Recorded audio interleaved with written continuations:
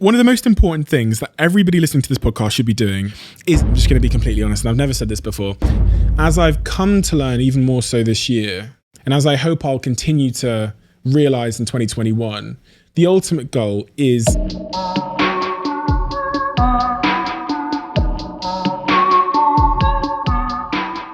this is part 2 of my look back at 2020 and my look forward at 2021. If you've not listened to part 1, go back and listen to that first. In this episode, I'm going to continue to look at the ways that I want to improve in 2021 and the ways that I know I went wrong or could have improved, all the lessons that I've learned in 2020. So without further ado, I'm Stephen Bartlett and this is the Diary of a CEO. I hope nobody's listening, but if you are, then please keep this to yourself.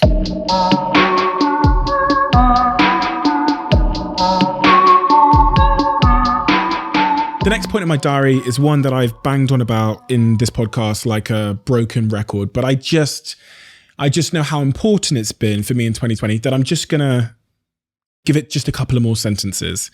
And this is that word consistency. If you're watching YouTube, you'll see that I've been very consistent with the gym this year, but it stretches across all facets of my life. I had this real revelation. I think it was actually when it was 2 things happened at the same time. It's when I hit 1 million followers on Instagram and I thought about the reason why I achieved that. And I realized that it was literally just posting every single day and learning and trying to, and looking at the analytics and getting a little bit better and then posting again for years and years and years. And when I saw that my first 900 posts had got me 10,000 followers and the next 900 posts had got me 1.1 million.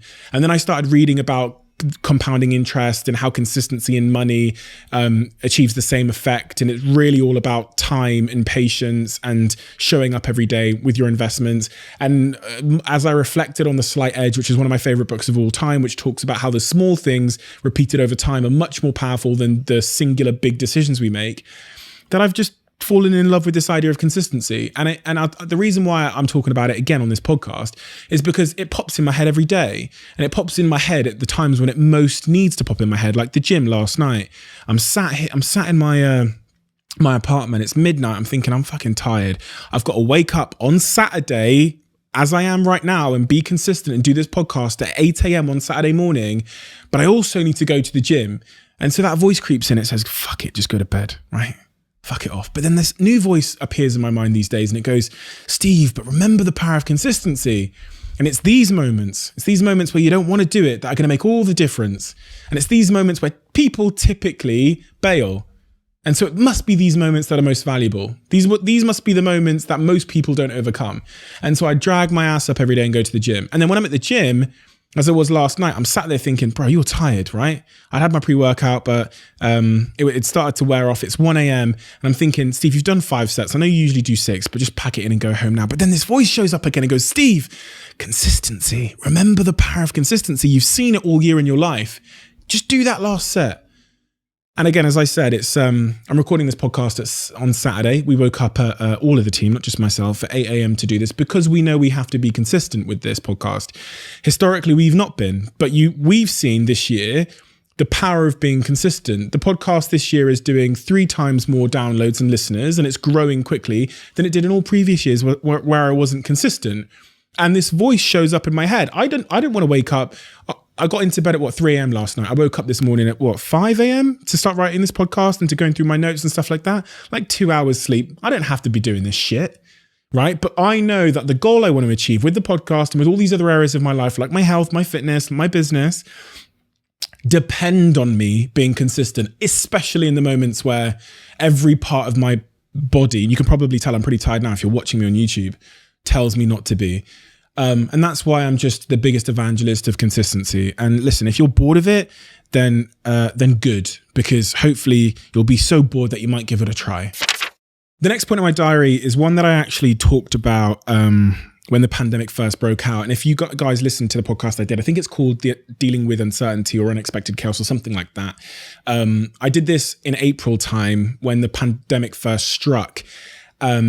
And the topic is optimism and proactivity. And these 2 words are so incredibly important to me. I learned a very valuable lesson this year when, Our business in March was absolutely smashed. I think we lost 50% of our revenue in that month. We bounced back even stronger and better than ever. But in that particular month, we were absolutely fucked, right? And none of us knew at that time how long this fucking was going to last and how long our business was going to be smashed for. And you're faced with a bunch of options in moments like that. And I always speak about this burning room analogy, I call it. If a room is on fire, you typically have two types of people.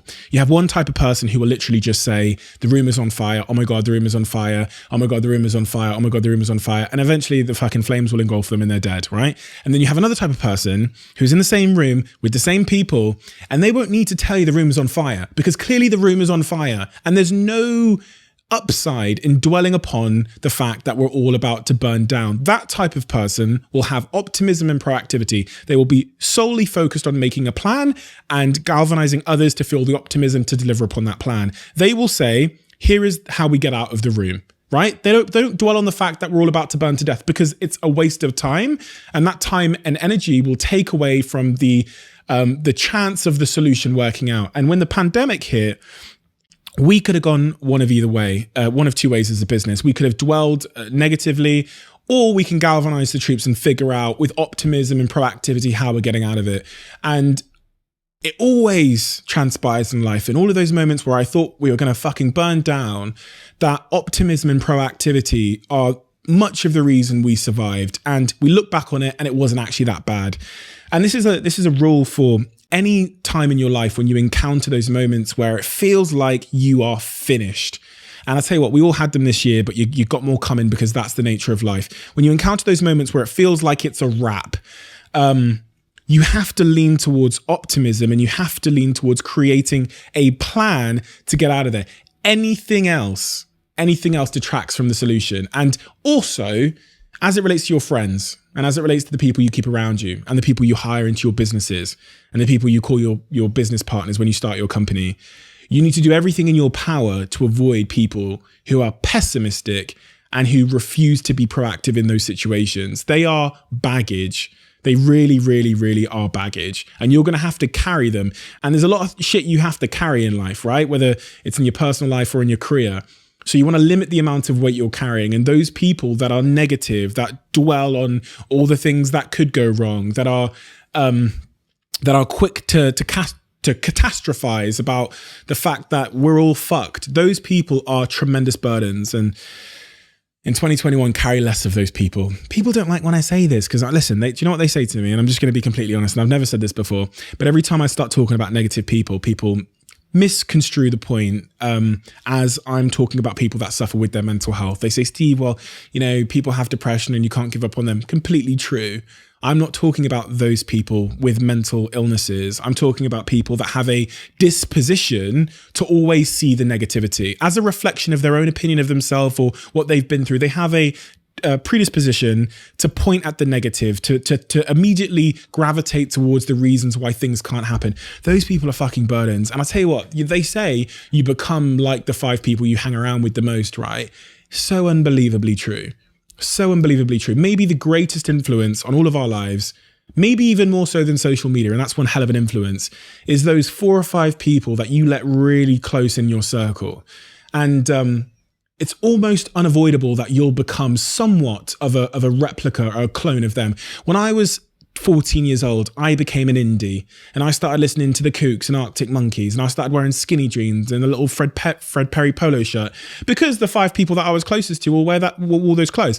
By 16, I was a total chav. Right, I had ditched all of that stuff. I was Stone Island. I was going to the football match wearing caps and stuff, probably being a bit of a football hooligan because the 5 closest people to me at a very influential age, I will say, were like that. And now I'm 27, 28. Can't remember my own bloody age. Now that I'm 28 years old, although I've shaken off a lot of that desire to conform to the people around me, I'm still getting my energy, getting my worldview, and getting my perspective from the people around me. And I've done a very good job, and I will continue to do a very good job of shaking off those burdens. And I think you should too, because those people, even though people will get offended when I say this, they are burdens. They're absolute burdens. They're burdens in your companies, they're burdens in your social life, they're burdens in your family, and your life is too short for you to carry burdens. So don't carry them. And it doesn't matter if that hurts people's feelings. It's the truth. Don't carry burdens. You're going to die. So, You want to go far. You don't want to be slowed down by carrying large human-shaped backpacks. The next point in my diary, I've just written, if you're easily provoked, you are easily controlled. And in 2021, please make composure your superpower. I've been very guilty of this. I do this podcast and I tell people, all these philosophical ideas I have and all the things I figured out about myself and how to implement them into their lives. But I still find myself falling foul of all the same bullshit and nonsense that I evangelize about, which is part of being an imperfect human being, right? And I still find myself being very easily provoked at times, whether it's in a romantic context or by some just totally random Twitter account, right? Or some random DM. I still find myself being provoked too often. Something that I've definitely improved on. I'd say I'm 100% better than I was last year, but in most facets of life, if you're susceptible to being provoked emotionally, if you're someone that is quite sensitive to someone's comments or to a stranger typically because of some insecurity you have, and that's a completely separate point. If when you are provoked, you ask yourself that question, shit, why was I offended by that?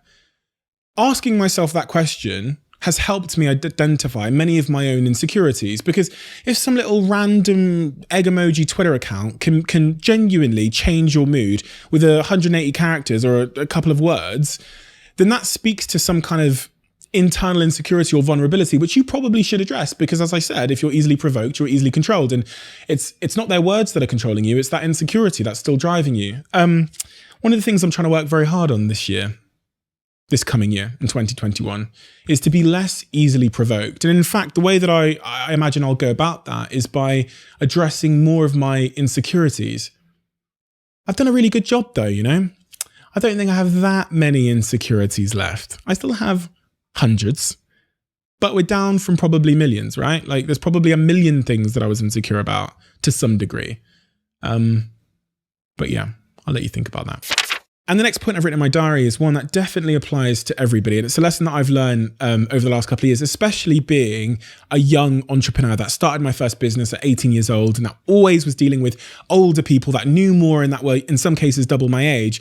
I've just written, the easiest way to remove disrespectful people from your life is to start by respecting yourself. I know for sure that there's a direct correlation, a very strong, undeniable correlation between the amount of respect you have for yourself and the amount of respect you get from everybody else, especially as it relates to business, especially as it relates to personal relationships, especially as it relates to romantic relationships. I know that at certain moments in my life, the reason why I've garnered the respect I have is because I have intentionally faked being a bit of a tough guy. And I think that kind of stayed with me. I'm going to try and explain this.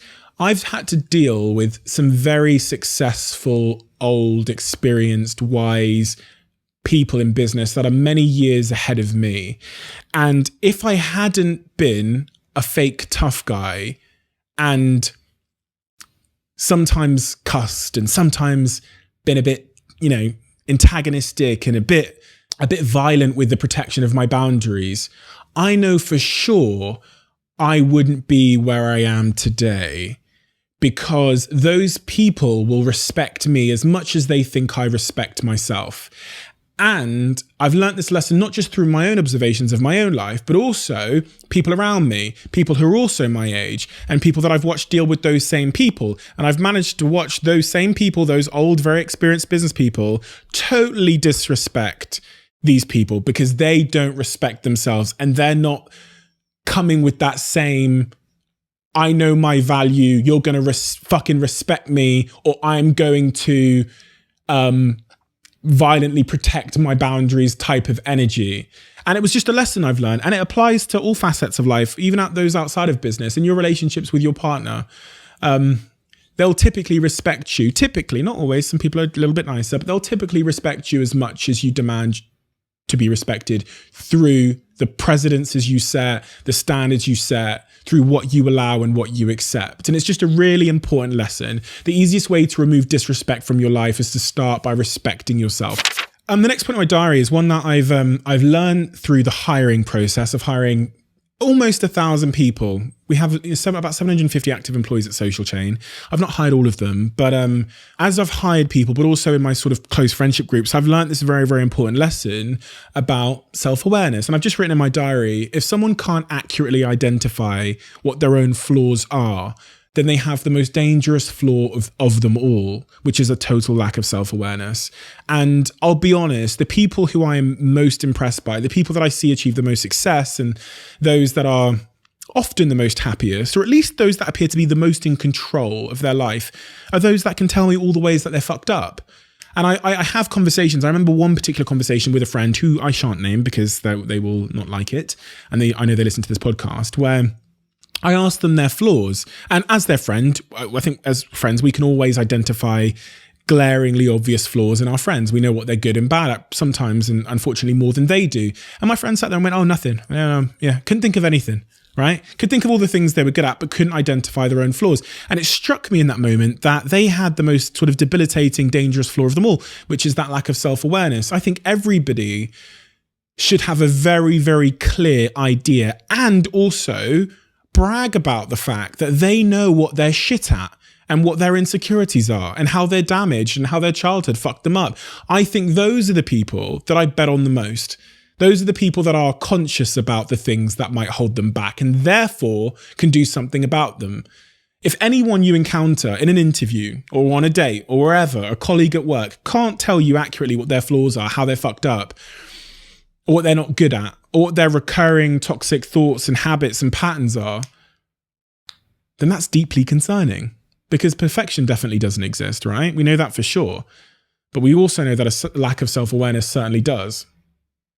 If someone can't accurately identify what their own flaws are, then they have the most dangerous flaw of them all, a total lack of self-awareness. In part one of this podcast, I talked about Huel and my partnership with Huel and the impact it's had on my life. I've actually got one of my best friends, one of my top 4 best friends, has suffered for the last, how many years? Probably about the last 2 decades with his diet. He's got like a mild eating disorder. And because of that, he's been fairly unhealthy and fairly overweight for the last 2 decades, right? And he came across Huel 3 years ago. I have always been worried about my friend, because if you eat just crisps every day, it's going to catch up on you at some point. He came across Huel and the guy lost so much fucking weight and now has a 6-pack. He actually still eats Domino's pizzas, which is quite strange. But he says that Huel is the reason that he now has this like beautiful 6-pack. He's skinny. You know him, Jack, don't you? You know him. Do you know who I'm talking about? Do you actually know who I'm talking about? Yeah. And he attributes that to Huel. I've seen, the upside of having a nutritionally complete diet. Some of us are too busy to have it. Some of us we don't like fruit enough, or we don't like this enough. And that is where Huel comes in. It's changed my life. It's changed the life of my best friends. And I know if you're one of those people, like me, too busy to eat well, or at least that's what they tell themselves, then Huel can change yours too. The next point in my diary is about labels. And I've just written in my diary, resisting my own labels. Society and culture and Instagram is very, very quick to tell you to go and find your passion, or to go and find your thing, or what you are, or who you are, as if it was like preordained or predetermined for you before you were born. And this, I think this fuels this culture of labeling, but we also have this innate desire to fit and to be identified and to fit in. So we search for labels that make us make sense. And this year, I quit my business. I was the CEO of Social Chain. And as I left my business, I left with that label. It's what the world knows me as. It's my sort of adopted, but also earned identity. I am a CEO of a social media business. And as I reflected upon that, as I was out in the jungle in Costa Rica writing my book, which you can now pre-order, Happy Sexy Millionaire, on Amazon, I started writing about this idea of labels and how really, really dangerous they are. We all have labels. And I don't mean just labels as in work titles. I mean, some of us have labeled ourselves poor. We've labeled ourselves a poor person or a rich person, mum, dad, tall, short, fat, black, white. These are all labels we've given ourselves. CEO, intern, creative, right? These are all labels. I don't think any of them really help. When I left Social Chain, typically what you'd think, okay, successful social media CEO, he's going to go and start another social media business. And I just thought, but why? I've done that. I've achieved that. I've built a great social media company. I don't have to be my label. What I am fundamentally, if you want to get down to the sort of fundamentals, is like, I'm a set of skills and experiences, and a set of skills and experiences that should theoretically be able to be applied to any challenge that I put myself to.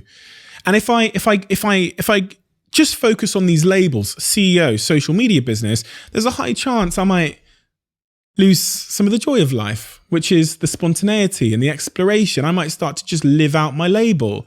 And I think a lot of people do that. They live out the label that they are a mum and only a mum, and they can't be anything more, or they are a poor person, or they are a this or that or whatever. And these labels, I think, are more restrictive than they are beneficial. So what I said to myself this year upon leaving Social Chain was that I was just going to resist all my fucking labels and try and live life on that basis, because these labels are just a bunch of society induced, given bullshit. And so the first thing I did was obviously the Diary of a CEO, right? So the Diary of a CEO live show is a big theatrical performance. You guys that haven't bought tickets, I really think you should have bought tickets, because it's such an amazing thing. It's basically like a theatrical performance. I'm giving the game away a little bit here, but I wanted to create like a theatrical performance because why not? Because I'm creative, right?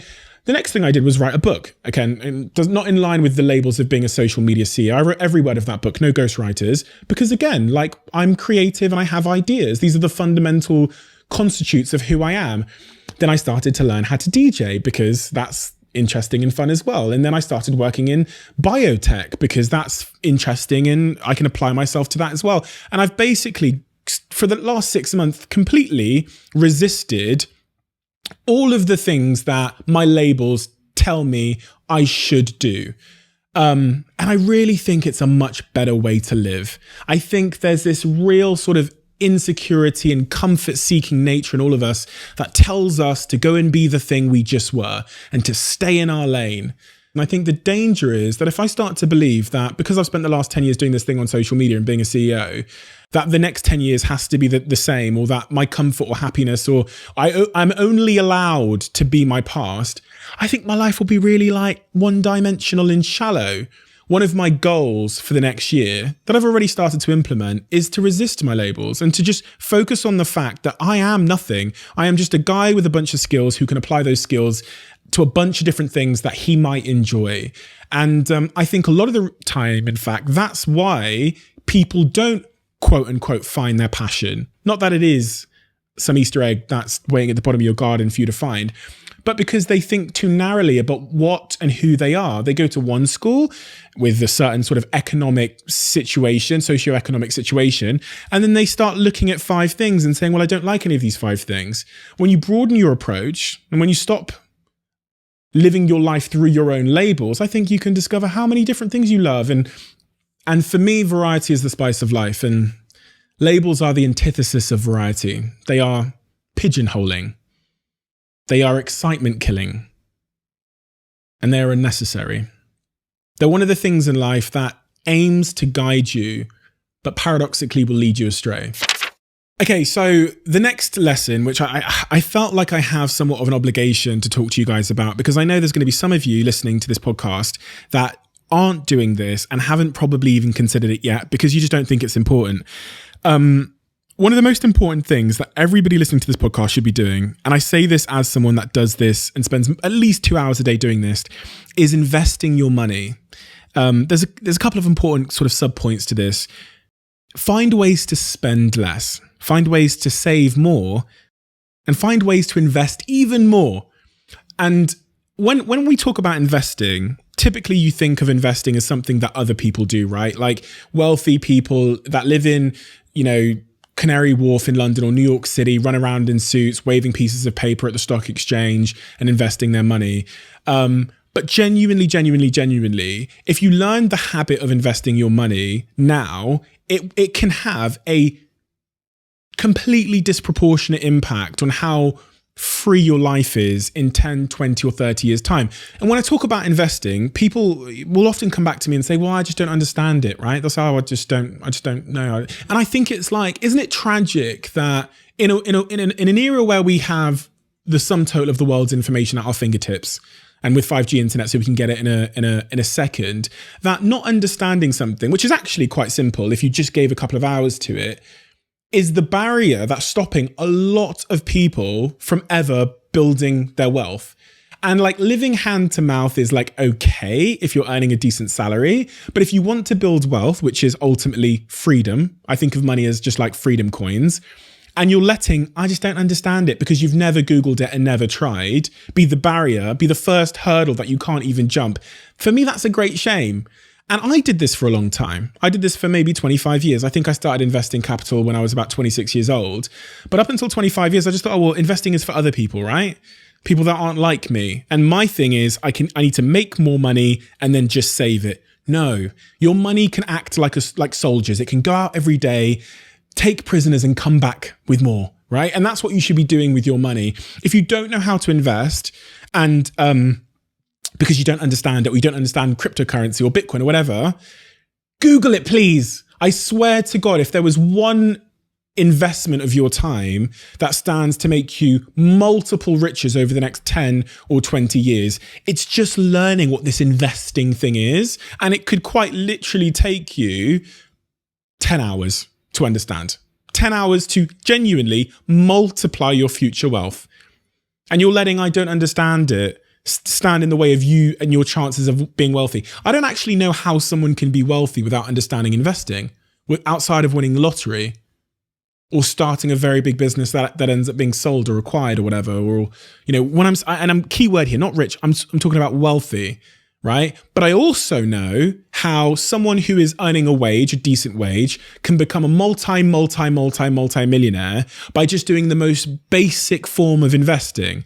But the problem is they don't teach you this stuff in school. So this is one of the things in life where you're going to have to do it yourself. You're going to have to go and put those 10 hours in. My brother said to me one day, he said, I was talking about, you know, what to do with my money. I was like, bro, my brother's an investment manager, an investment banker. I said, bro, I'm going to buy a house. And he turned to me, he said, Steve, if everybody knows how to do it, the returns are low. And he said, how many people do you know that are buying houses and that know how to buy a house? I said, everybody I know, everybody in social chain, all 700 people. Some people have 2 or 3 houses. He went, then don't do that. He said, if you want a higher return, you have to go and do the thing that most people don't know how to do. And he went, investing. Most people don't ever bother to teach themselves about investing. We all typically live in this world where the narrative is you go to university, whatever, you get a job and then you go and get that mortgage and you buy a house. That's the path. So just like thinking logically, it does make sense that there would be greater returns doing the thing that nobody's told you about or that is off-piste, right? And that's what investing is. And we're seeing a real renaissance moment at the moment with young people, old people who would never invest before because of apps like Revolut and Monzo and how easy it's become to start to get into investing, but also because of Bitcoin, that pulled a ton of people in. And I think if I could give you a piece of value, if there's something you could come away from the podcast and think, do you know what? That was the day where I started investing. Then I think that would be a tremendous thing that I've done. Because if I could just get one person listening to this podcast to put in those hours and to Google how to invest and to get the Hargreaves Lansdown app or an investment app on their phone and just start putting £10 in every single month into the index funds or the S&P 500 or into Facebook stock or whatever it might be, then I think the habit you'll learn and the rules you'll learn about money will change your life and the life of your kids forever. So I think I just could not say it today. The last point in my diary this week kind of goes against what you typically hear from people. There's a narrative which is circulating social media at the moment about burnout and about, you know, don't work too hard because it will destroy your mental health and all of those kinds of things. But I just want to bring a bit of nuance and realism to this debate. Hard work does really, really matter. And people don't like when I say this because they think that I'm pushing that hustle porn star thing. There's a caveat to this, like hard work really, really matters if you want to achieve really great things. And the reason why I'm comfortable with saying that and with it feeling true is because I can't think of one person that I know, founder of a company, philanthropist, activist, that has achieved really great things, scientists, without really hard work. Even the absolute astonishing job they've done with the vaccine, with Operation Warp Speed, where they managed to get this vaccine done in a fraction of the time with urgency. I can't think of one person I know that's been wildly successful that hasn't worked really, really hard. Not one. So as much as tempting as it is, and I know for a fact that if I do a tweet saying hard work doesn't matter, take care of your dog and take your wife for dinner, I know if I tweet that, I'll get shitloads of retweets, but it's just not true. I know people don't like when I say this, but can you think of one person in your life that has been extraordinarily successful in like building a company or that sort of initial uphill graph that it takes to achieve great things that hasn't worked really, really, really hard? I can't. And so I think that's important. But here's the thing. Hard work at the expense of all of the other things in life that make life worth living. Family, relationships, your dog. Hard work at the expense of those things is illogical, because as I've come to learn even more so this year, and as I hope I'll continue to realize in 2021, the ultimate goal is happiness. That is the North Star. That is the sort of prism in which you should look to make all of your decisions, right? Not success, not being really, really rich, not being happy, sexy millionaire, like I wrote in my diary at 18 years old. It's happiness. That is the North Star. And if hard work or your career or your job or any of that stuff compromises your happiness, then it's not worthwhile. But I don't want to lie to you. And I wouldn't be sat here now. You wouldn't be listening to my podcast. I wouldn't have all this stuff. I wouldn't be in this penthouse in London with these people around me if I didn't work really, really fucking hard for a long period of time. But I managed to do it, and I managed to maintain my focus on that North Star, which was being happy. And that's really the nuance that this debate needs. And I genuinely believe that anybody that tries to tell you otherwise is lying to your face. Thank you so much for listening. We're back again next week with an amazing, amazing guest on this podcast. And 2021 is the year of the Diary of a CEO. It's the year where we're going to deliver a podcast every single Monday, and I'm going to own your Monday. We're going to be consistent, and we're urgently stepping up our level of ambition with this show. Thank you so much for listening. I feel like I don't say that enough to all of you guys. It means a ton to me. And honestly, there'll be little moments where I'm in the street or in the gym, or someone will say something about the podcast, and it just puts this tremendous fire under my belly to continue to do it. Because we're waking up early Saturday mornings at 7 a.m., 5 a.m. sometimes to record this show. It requires a huge commitment, and the driving force behind that commitment is all of your feedback. If you're listening on YouTube, hit the subscribe button. If you're listening on the Spotify or the podcast store, hit the subscribe button. It means a ton to me, and it's more fuel for this movement. And yeah, it's the reason why we can keep bringing you these episodes. And I'll see you again next week for another installment of The Diary of a CEO.